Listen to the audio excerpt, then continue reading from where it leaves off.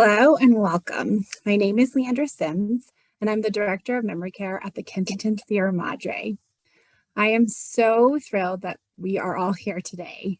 I'm also so grateful to work with the Kensington. With dedicated memory care in all of our communities, I feel that we are leaders and innovators in caring for those who are living with dementia.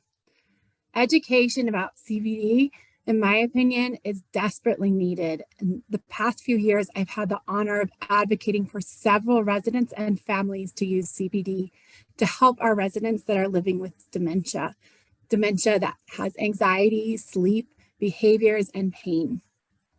There is so much to learn and to study, but the only way we can get started is to start the journey. I hope that you learn a great deal from today and let go of some of the stigmas about CBD that you might have come here with today. Right now, we only have an impression that CBD can help, but I know with research and hard work, we will see that CBD is an option that can truly help those who are living with dementia. It is my honor and pleasure to introduce Sue Feldmeth.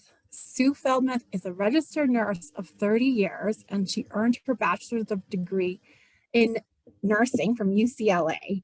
She founded an MC Wellness Consulting to educate and guide people through the use of safe medical cannabis by providing one-to-one consultations and making educational presentations to groups.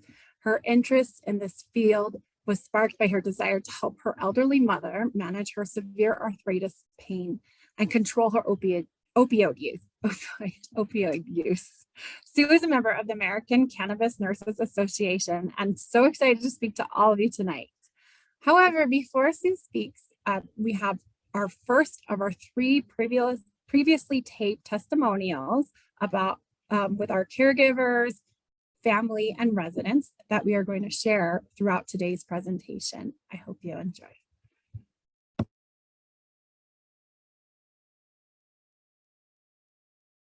How are you feeling, Lenny? I'm fine. Yeah, how do you feel like this morning? Do you feel like you got a good night's sleep and you feel well rested? Oh yeah. We added in just maybe, I think it's 15 milligrams in the morning, 15 milligrams at night.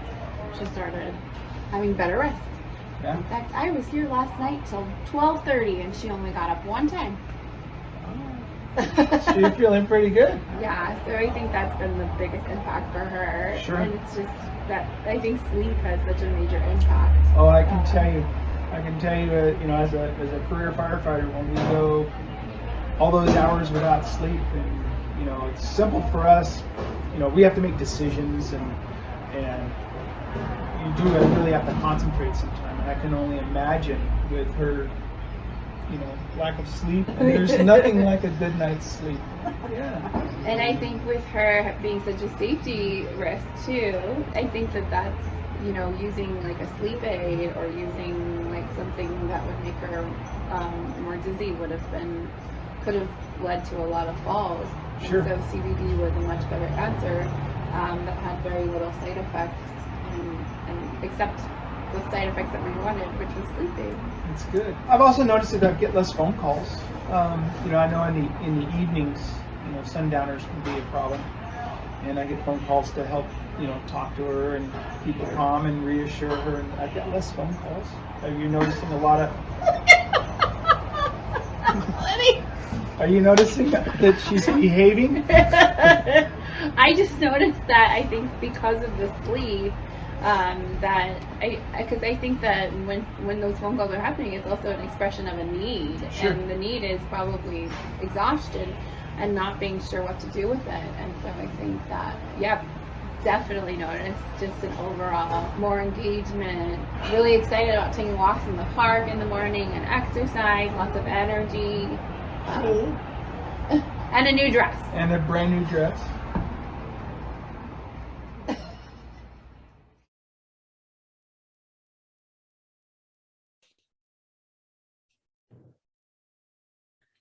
Okay. Thank you, Leandra, for that intro.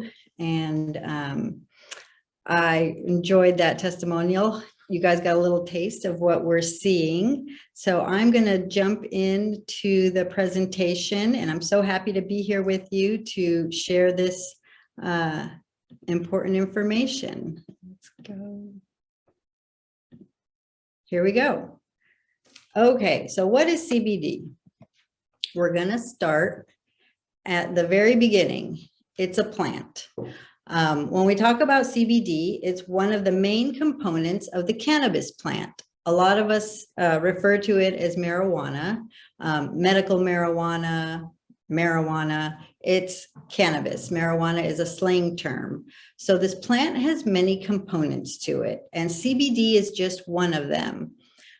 It's called a cannabinoid, and we're going to be learning lots of new vocabulary. So cannabinoids are a group of compounds that are contained in the cannabis plant. CBD is one. THC, which is responsible for the high that we associate with cannabis, is another cannabinoid.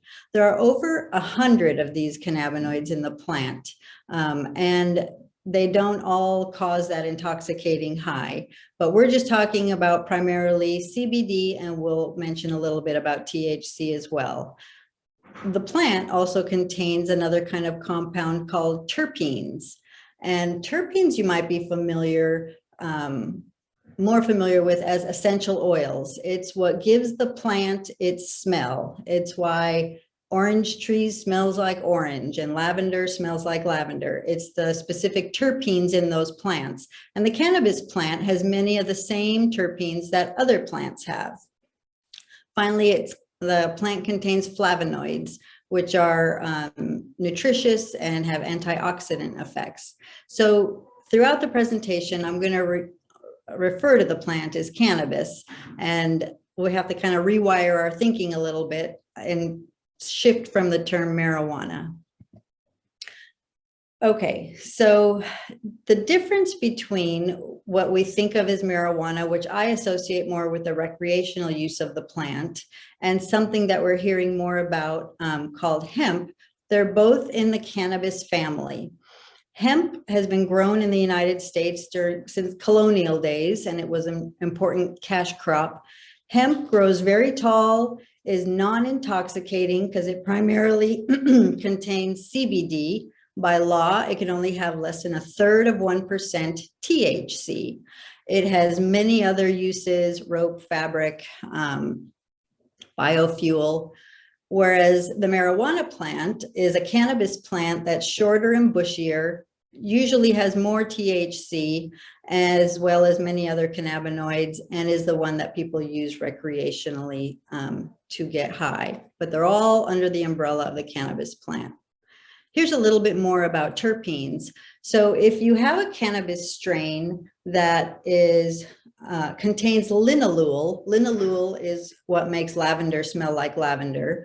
That strain of cannabis is going to be more relaxing and sedating, good for sleep.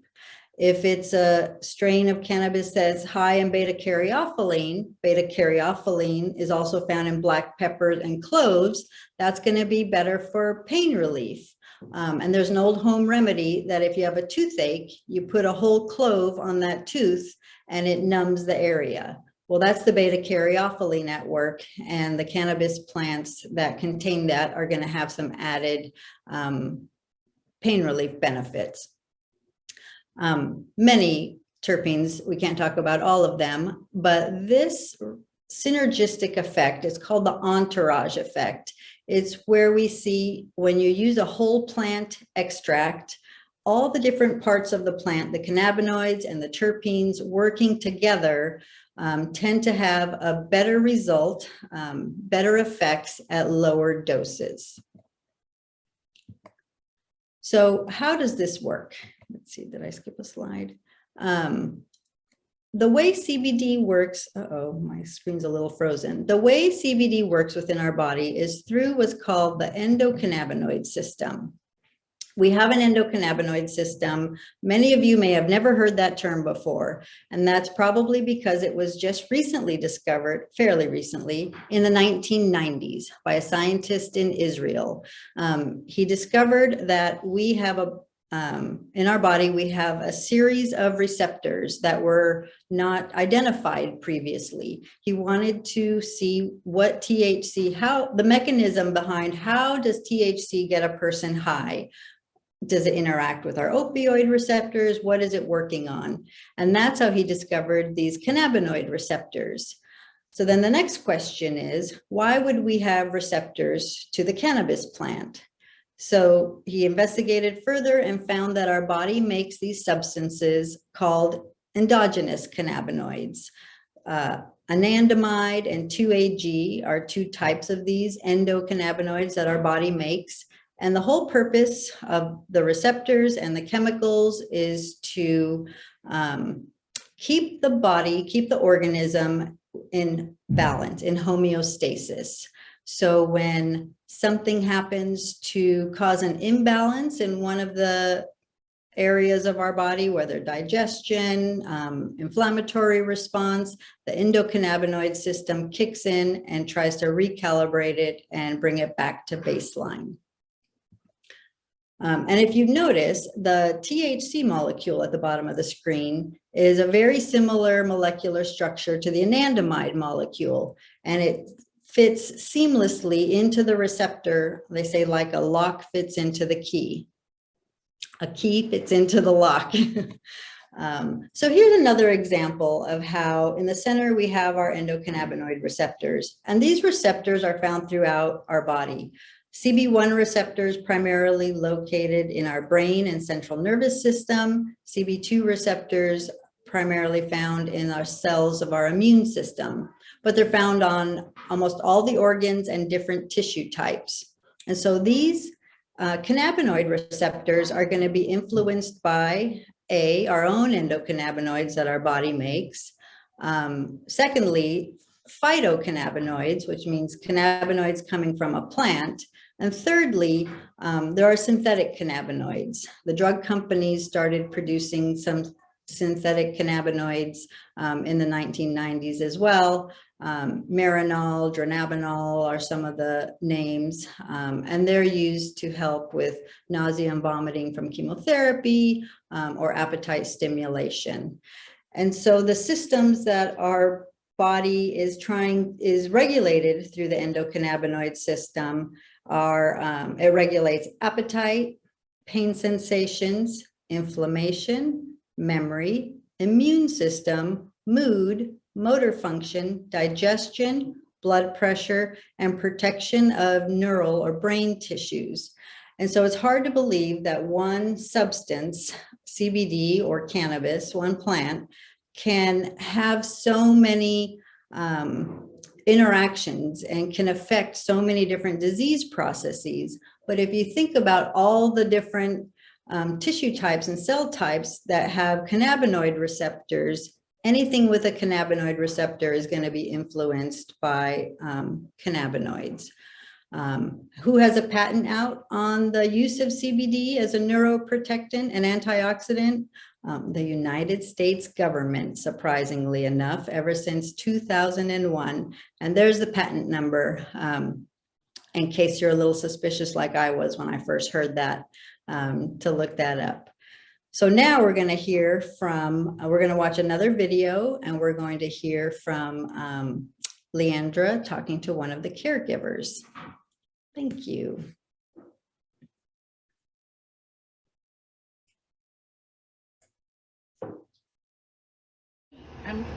You know, in the beginning, I was skeptical because you're not educated in it, and so you automatically think it's marijuana and what you hear. But I was desperate to use anything that we can to give our residents more quality of life. And with one of our residents, it was a challenge for him. He was having a hard time. He was. Everything that he was expressing was exactly what our female resident was expressing, and the results that we had from our resident that helped tremendously. It gave him quality of life, but I'm 100% that he was pain free for the rest of the time that he was here with us. And I didn't have that opportunity to even know him, but with the CBD I actually got to know him, And I was convinced. The other resident that we used it on was female, and when she came to us, she was terrified. I can't even explain when she came to us. She was in fear, and it took a while for her to get adjusted to it, but she got adjusted to it. And the same thing, I was able to get to know her. She's a beautiful woman. She was able to verbally tell me thank you. She was able to tell me her needs. We even got her to walk. So you're saying CBD, I'm gonna cry, that's very amazing. I didn't really ever see it that way. Like CBD actually helped you get to know the actual person Yes. that you never met before. You Yes. actually got to meet them. Yes. Because of the CBD. I deal with them every day, and it's like medicated cream didn't work for the pain. Narcotic, and here heavy drugs. and that's our last resort, because we tried meditation, we tried our pack, which pack is great, but pack sometimes the pain, but the CBD, they were able to express their need, and that's what we're here for, is to find out their needs. I remember one of the residents who started CBD, and you were reading a book, and you guys were just reading this poetry and laughing, and I was it was amazing, because that wasn't something that resident had experienced in a long time. And I found it amazing, because the way he read the book, I felt like I was a child, and he was reading me the book, and he was like illustrating all the characters, and unfortunately he's not with us now, but when I went to the services, this was something that he did for his girls, and something that the daughters were so touched by, because they were like, this is my dad, this is what my dad did for us, and he did it for you. It was because the CBD just had him, he was calm, and he was relaxed, and he was comfortable.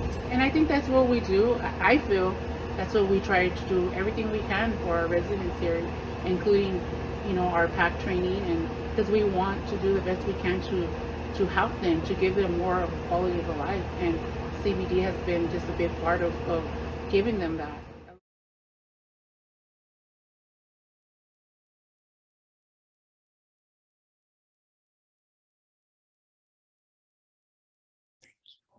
Okay, so let's go to our next presentation. Don't share. We're going to the next one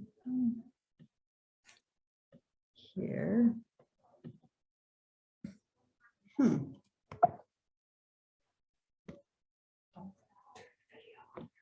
Okay, 1 second. Quick technical difficulty. Why am I not finding it? Oh, here we go. Someone got it for me, I think. Okay, are we on? I think so. So now, what are we doing at the Kensington? The Kensington is really thinking outside the box with its residents.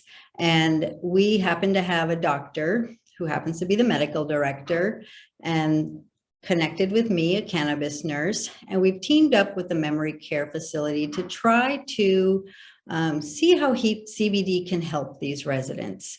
And we found some not surprising, but very happy results. So let's go to the next screen.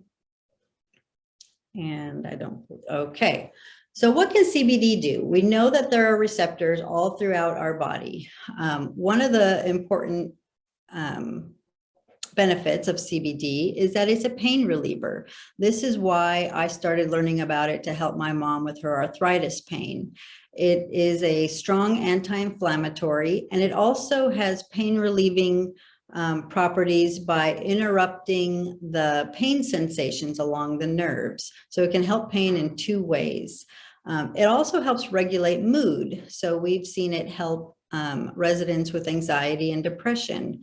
It kind of takes the edge off of their anxiety. And this is because my theory is their endocannabinoid system, it's not just my theory, it's been shown that as we age, we make fewer of the endogenous cannabinoids in our body. And so supplementing with CBD from the cannabis plant sort of boosts our endocannabinoid system in a way to allow us to regulate our moods and control anxiety a little bit better.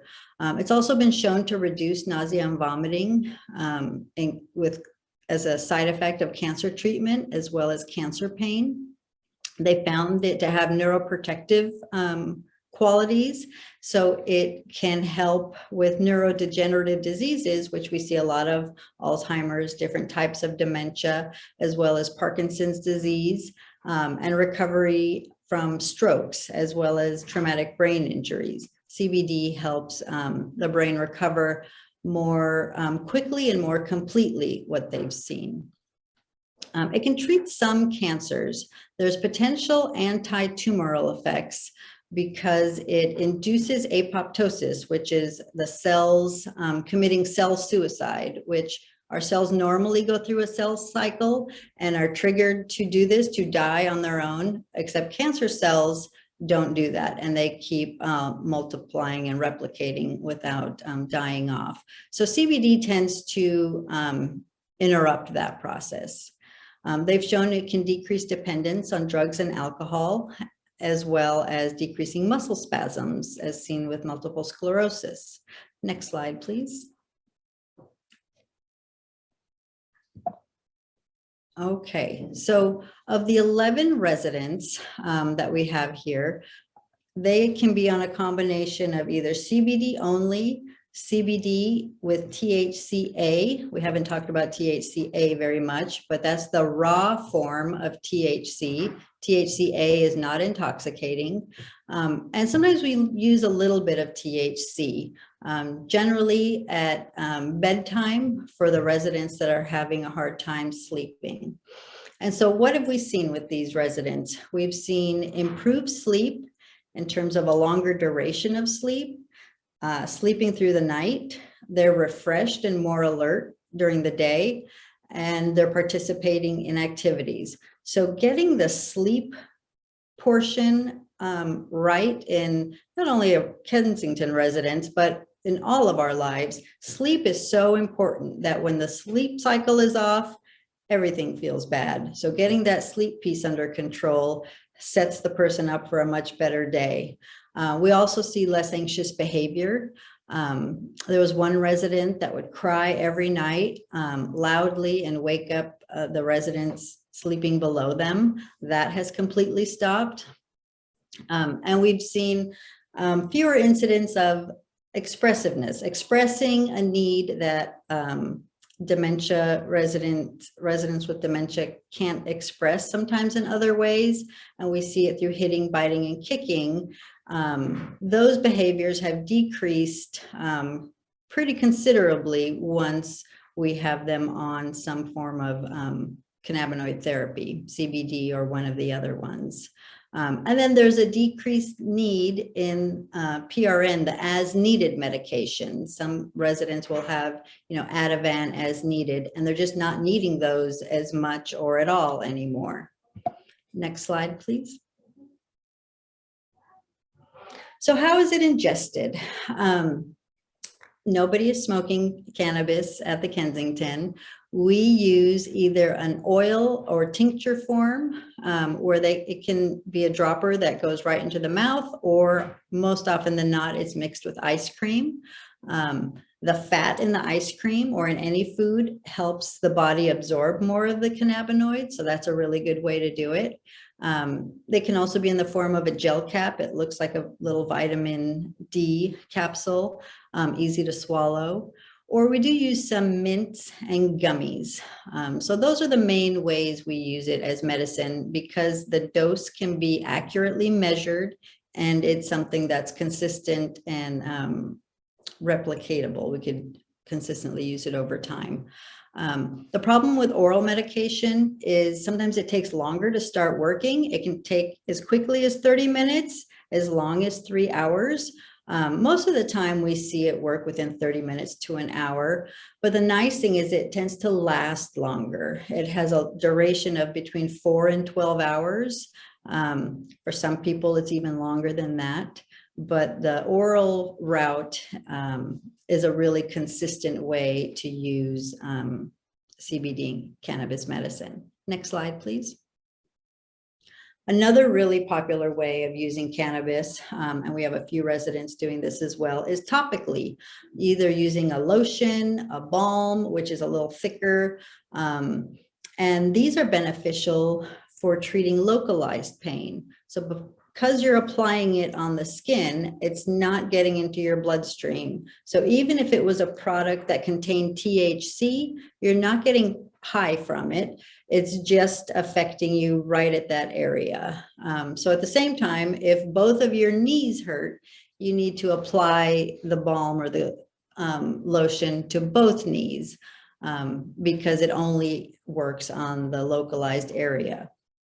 However, we have a product that has some lavender in it, and we know lavender has linalool, which is calming, and sometimes just rubbing the cream on a person's arms can be calming and help them relax, and especially if it's before bedtime, can help set them up for a good night's sleep. So the nice thing about the topical use is it can be applied multiple times a day without worry.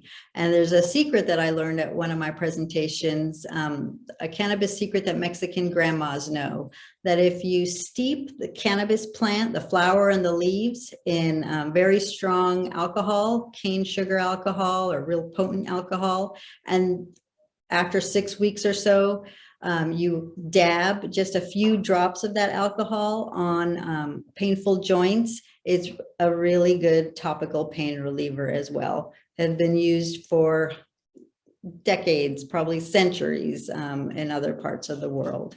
Next slide, please. So these are some of the medications that we've seen residents and other people reduce or even eliminate. Cannabis, once they start responding to the right cannabis dose, they can start reducing their opioids, antipsychotics, anti-anxiety meds, antidepressants, sleep aids, the nonsteroidal anti-inflammatory for pain, steroids, and other type of medications. And the goal would be to use CBD or other cannabinoids before a person is put on these medications, because sometimes it's harder to then get them off of them. Next slide, please. That's it. So now we're going to see our next testimonial, and we'll be hearing from Nurse Erica and talking to Leandra. So enjoy the video.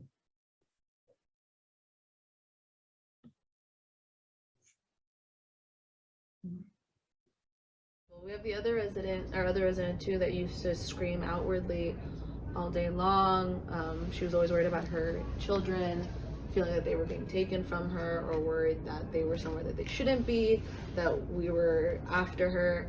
And she started CBD, and she is laughing all the time now. She went from like crying and screaming and where are my kids, until like she's cracking up all the time. She can FaceTime her sons more now and be calm and be happy.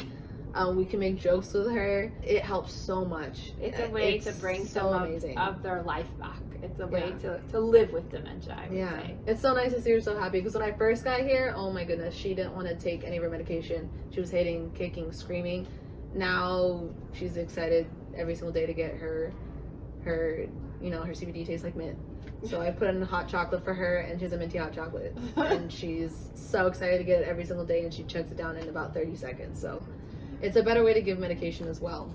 It's more enjoyable as well for a lot of them who don't like to take it crushed. And that's an interesting case, because that was a case where specifically when she came, the two sons were really wanting to get her off medication, some of the medications that she was on. And that's something we've actually successfully been able to do. And it's interesting with her because she's a very natural lady, likes her organic shampoo and her, she was always telling us natural remedies and California girl to the heart. And it's really interesting for her I feel like we're fulfilling a wish for her and giving her something that's natural. I mean, we've titrated like her regular medications down more than half. She's feeling so much better. She asked me to read her horoscope the other day.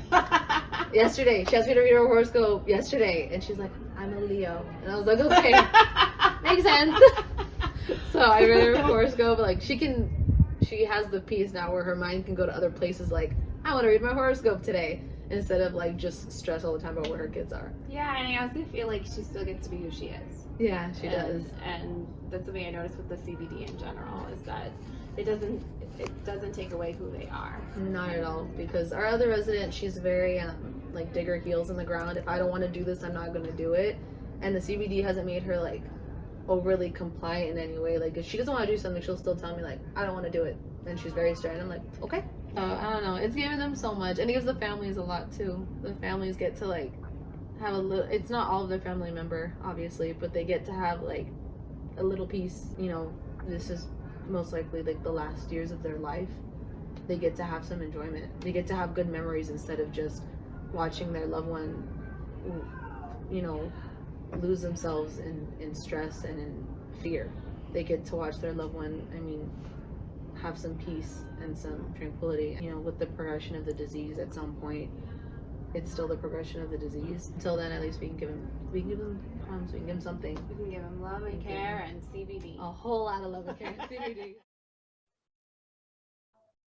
Okay, I'm going to try this again for my final presentation to share. All right, slideshow. Okay, did it. Great. So the final part, we're going to talk about some of the obstacles for using cannabis. And there are many. A lot of times it's disapproval from family members. Maybe somebody is at a job where they can't, or they're drug tested, so they can't use anything that could test positive for THC. And a lot of times the obstacles, they don't know where to start. They don't really understand what it can do or what it can't do. And so we're going to try to dispel some of these myths here. Let's see. Okay, so we said one of the main obstacles is social stigma. We've all heard the propaganda for decades of say no to drugs, how marijuana is a gateway drug and it's a Schedule I drug legally, so it's illegal. Some families may have had personal experience with maybe a young person who started using smoking cannabis early on, and that led to some negative consequences, maybe problems with the law. When you turn to your doctor and ask questions, they'll say, show me where the research is that it would help this particular condition.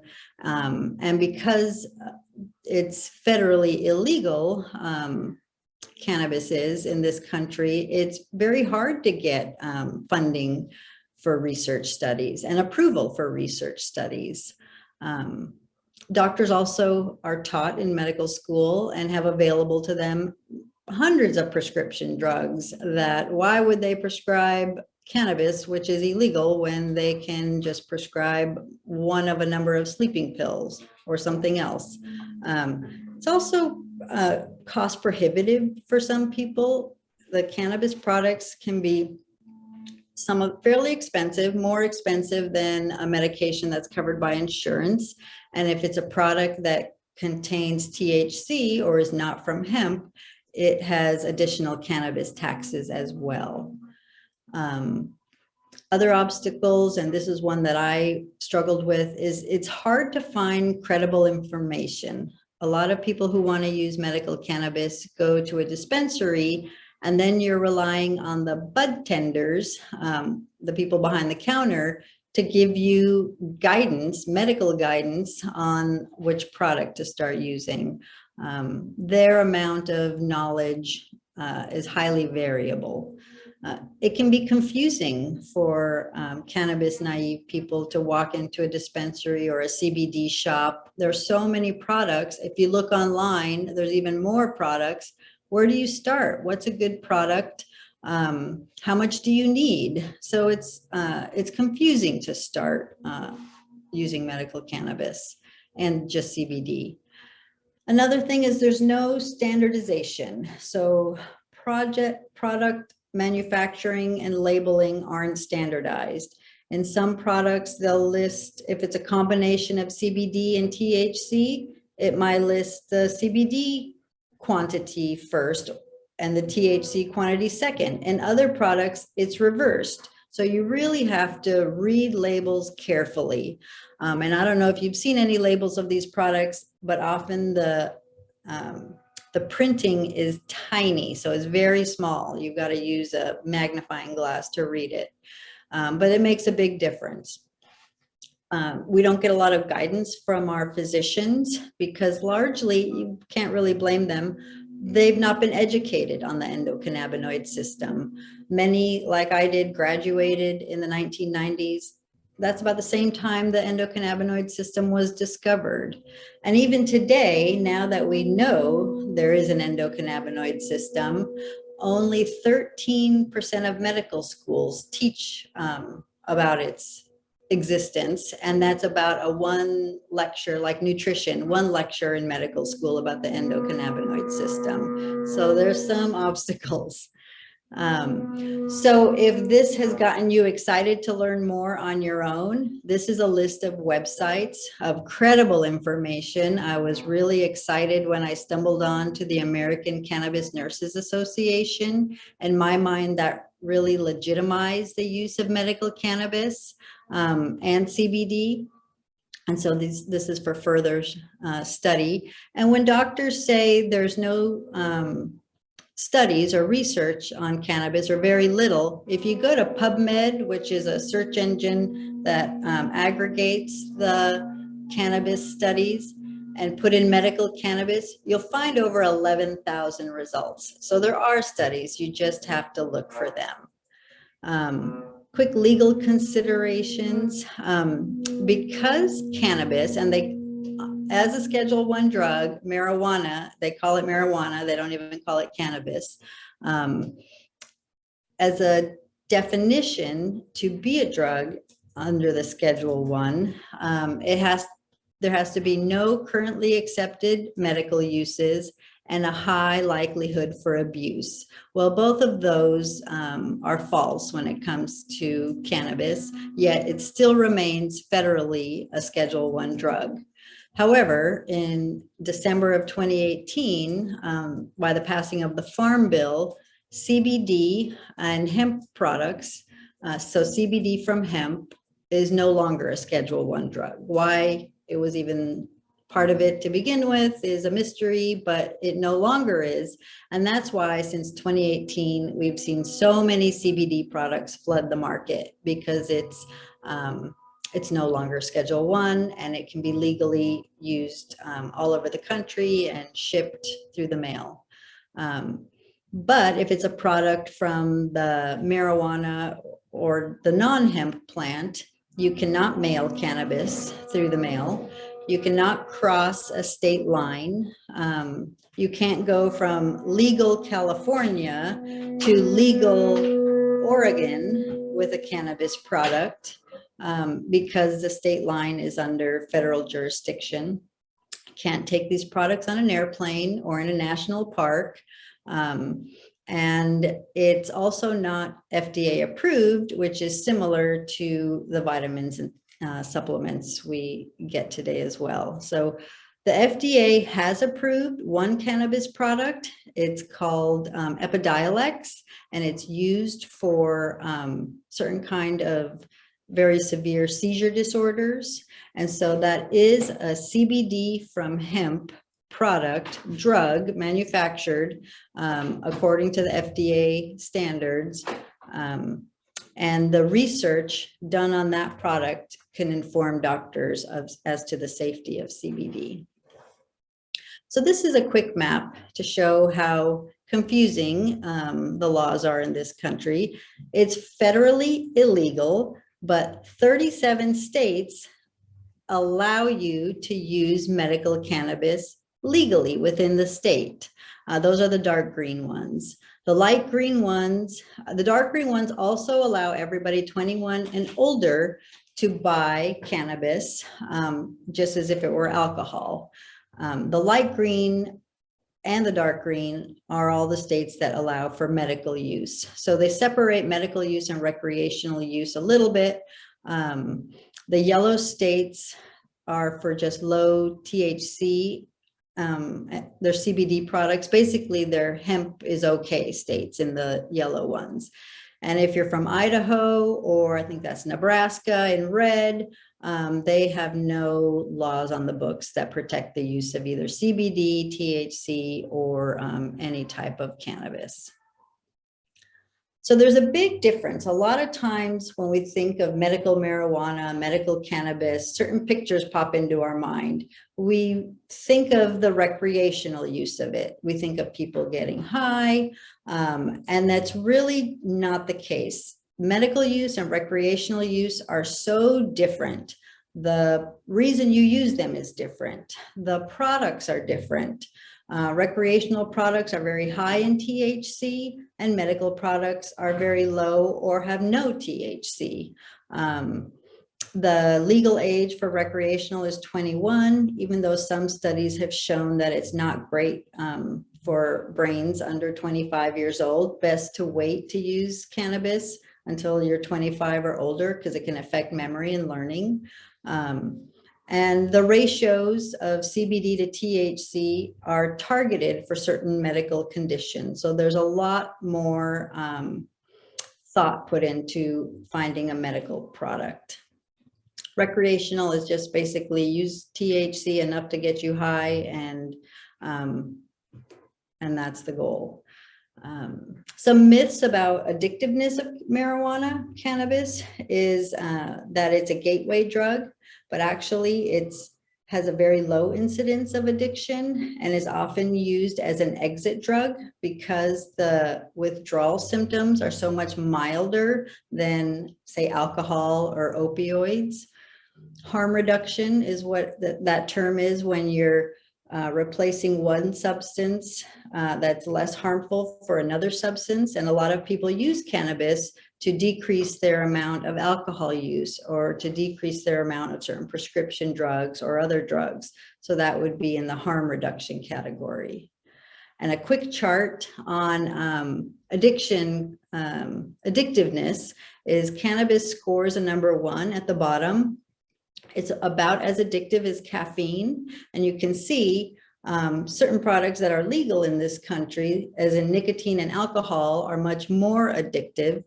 And on the right-hand side are the deaths in 2020 associated with those different products.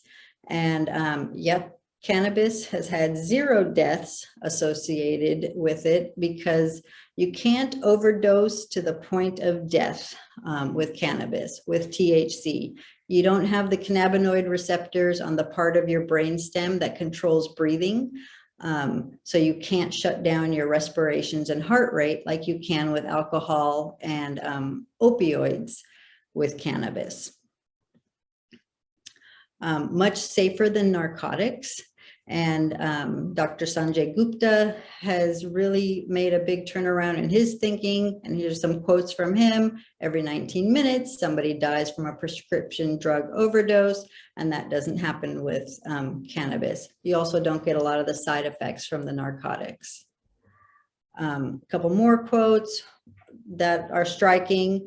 From the former Surgeon General, cannabis is less toxic than many of the drugs that physicians prescribe every day, and we have been terribly and systematically misled for nearly 70 years. I'd say it's closer to 85 years now in the US. So I want to thank you for your attention. I went a little long with that last segment. But I think it's super important to share this information and share this knowledge so that you can be armed when you're making these decisions. Thank you. Thank you so much, Sue, for such an informative presentation today. I believe we accomplished our goal of taking the stigma out of CBD. There is so much to learn, and thank you for spending the afternoon with us. I was first introduced to Kensington 7 years ago when my family made the very difficult decision to place my father into a community. He was in the progressive stages of Alzheimer's, and having him at home was too much on the family and too much on my mother. And I did not want to lose both my parents to Alzheimer's. I am thrilled that Kensington is taking action for the residents and constantly looking out for their best interests.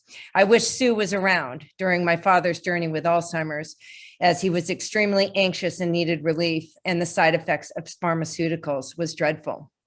So thank you, Kensington Senior Living. Thank you, Sue, for your commitment to the residents and all the seniors that can benefit from CBD. Before we go to Q&A, please know that each of you will receive a copy of today's webinar to share with friends and family, and information to contact Sue directly. So without that, I'm going to go ahead and go right to Q&A, and we've had a flood of questions come in already, Sue. Okay. So let's go ahead and start with these. Many seniors take a lot of medications. Does CBD interact with them? Good question. CBD at higher doses can interact, and they're seeing that can happen with doses of 50 milligrams of CBD and above. But most of the time, a starting dose of CBD, and this is hard information to find in the literature, is about 10 to 15 milligrams. And we can see good results. And with that low dose of 10 to 15 milligrams, you don't usually see any drug interactions. And another way to get around that is to maybe take the CBD at a different time than some of your other medications, or a 2-hour spacing in between. So there's a lot of workarounds, but usually at the very low doses that we use, that's not an issue. But that's a good question. If you use CBD from hemp, will you test positive on a drug test? Another good question, and you hear lots of different answers. If it's a CBD from hemp product, as we learned in one of the first slides, it can still contain 1/3 of 1% THC. And over time, because the cannabinoids are stored in your fat cells, over time, that THC amount can build up, and it can build up enough to trigger a positive test.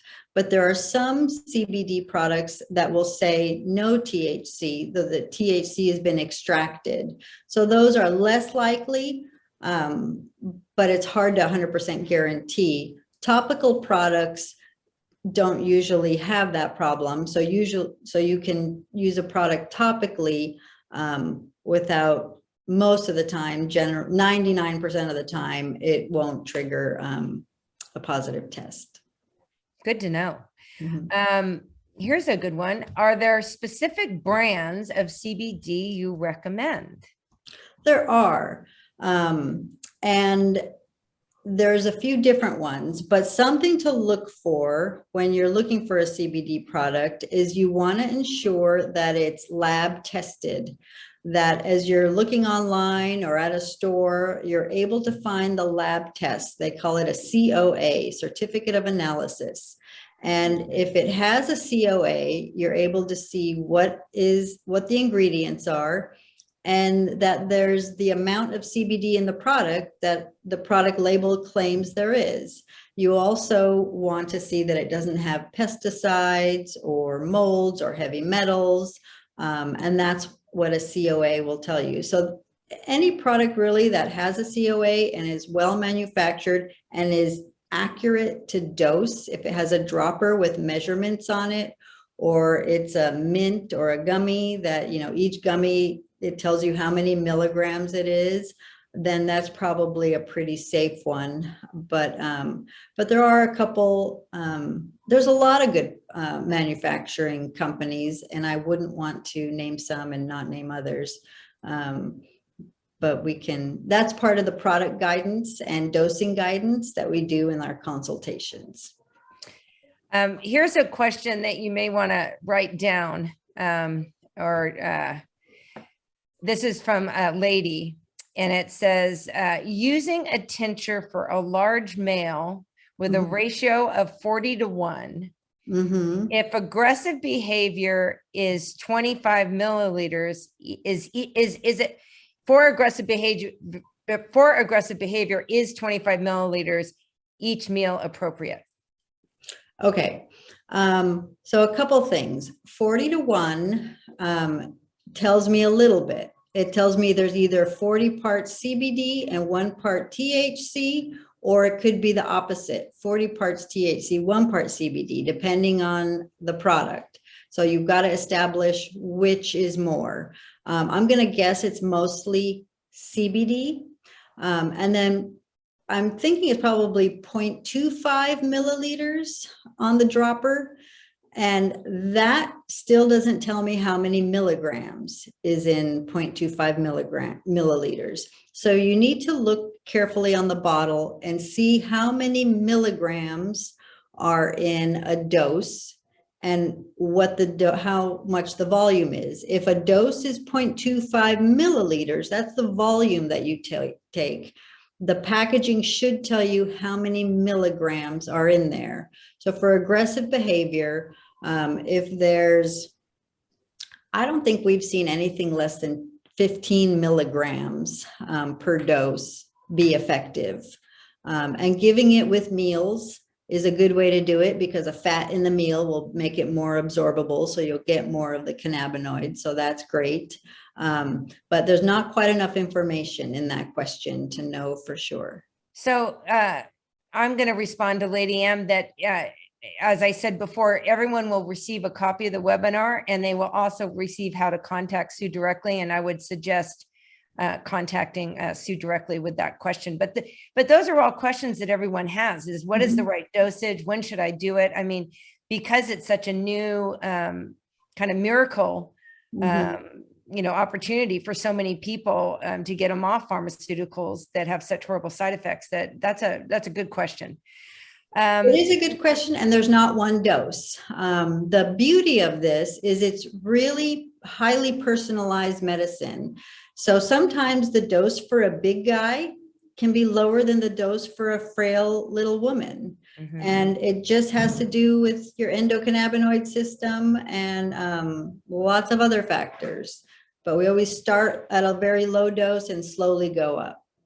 And here's a question from Dennis. Can you please tell us more about the benefits for those with Parkinson's?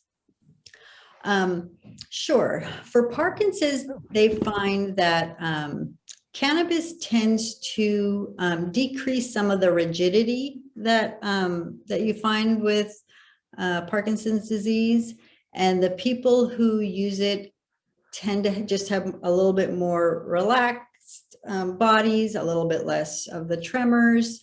There was a gentleman who, even though in my talks I always kind of discourage people from smoking it, but he says he does smoke it and he feels just an all over body relaxation when he does. But other people can ingest it as a tincture or in some other form. And often it's just the CBD alone that helps give that relief, but sometimes adding a little bit of THC. And it really depends on the person's body. So can one travel in the United States with CBD? Kai asked that question. If it's CBD from hemp, yes. If it's CBD, like a 40-1, the other product we were talking about, that's mostly all CBD, but it's probably from a cannabis plant or has some THC in it. No, you can't cross a state line or fly in an airplane with it. And nowadays they don't arrest people necessarily. They just confiscate it at the airport if they find it. Gummies and tinctures and salves, those are not as easily detectable as the plant material is. Good answer.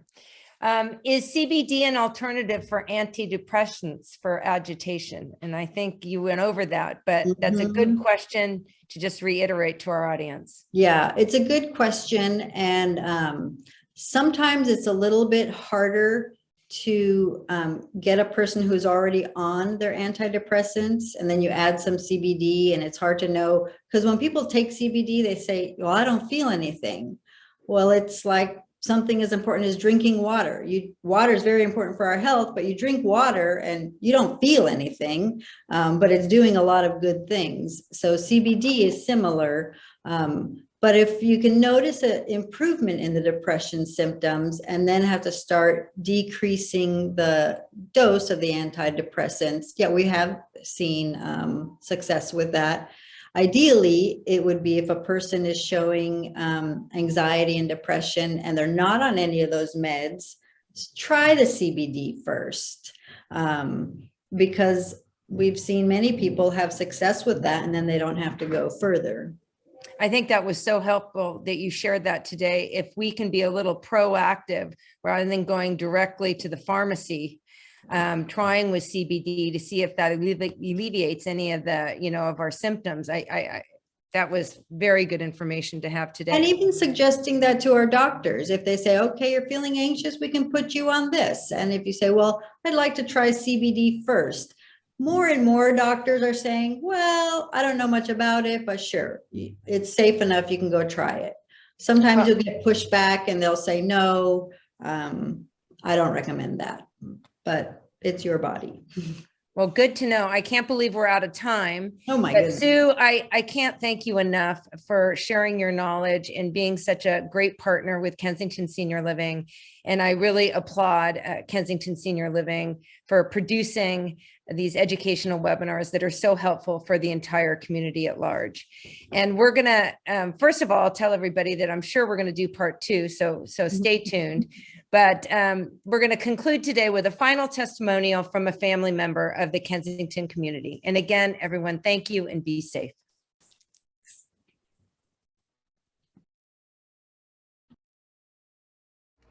So I've got a lot of experience with family members and friends, even my own pets, where CBD has helped them.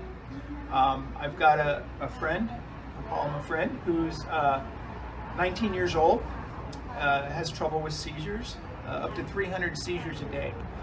And it's difficult because when you have that many seizures, you're not present and you're not social and you're just there.